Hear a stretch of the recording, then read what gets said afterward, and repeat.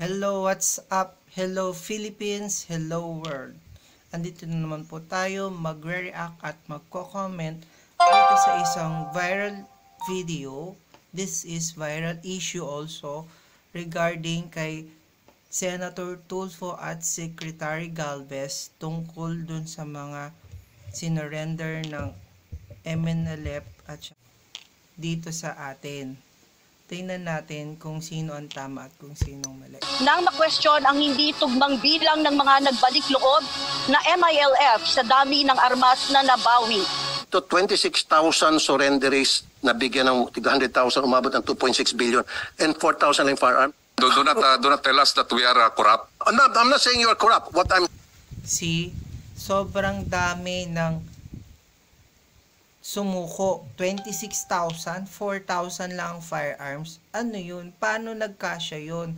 Kahit sabihin na natin na crew serve yan, divided by 5 to 6, ang layo pa rin. Hindi naman ibig sabihin nun, lahat sila naka-machine gun? Lahat sila pang crew serve ang baril? Malamang mas marami yan, isahan lang. So, sobrang laki talaga ng discrepancy. Explain. saying here is, meron pong mga tao dyan sa loob ng inyong organization. I'm not saying you are corrupt. I'm saying there are people there that are not doing their job or maybe they're involved in corruption. Because if they're not involved, common Very true. Uso na kasi yan dito sa pamahalaan natin.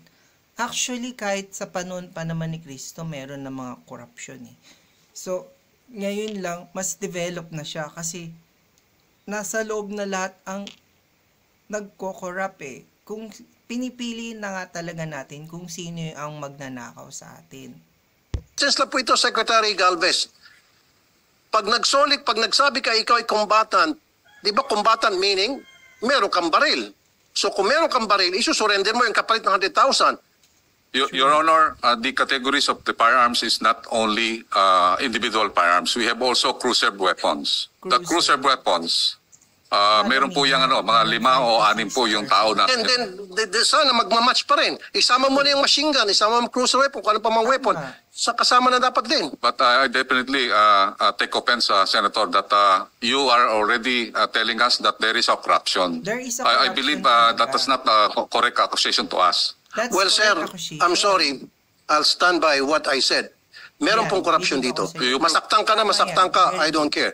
I'm talking on behalf of the taong bayan. Yes. Kasi nga, sir, very clear ng discrepancy dahil kung hindi po, malaki talaga ang discrepancy. Kahit i-divide kung mo yan hindi sa po talaga, 4,000, kung wala po talagang aabot ng korupsyon 6. dito, Anim sana na tao nagmamatch tong bawat numbers. isang Hindi po armas. nagmamatch at saka isa pa, dapat nag-imbestiga na kayo dati pa. Correct. Pinaliwanag nyo sa amin yung discrepancy. Ano nangyari? Dapat Yun lang po yun Your Honors, Kasi we're talking of hundreds of thousands, may mga allegation pa nga, hindi nga natanggap daw yung pera.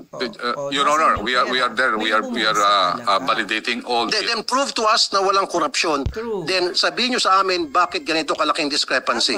Kailangan yung gumawa. Pag napaliwanag mo ng maayos, then babawiin kung sinabi ko rito. Yeah, that's true. Idol ko talaga tong si Raffy Tulfo. Lahat ng tao may baho. Lahat talaga gumagawa ng kalokohan. Magtago lang kasi kayo ng magaling. Your Honor, Mag-apologize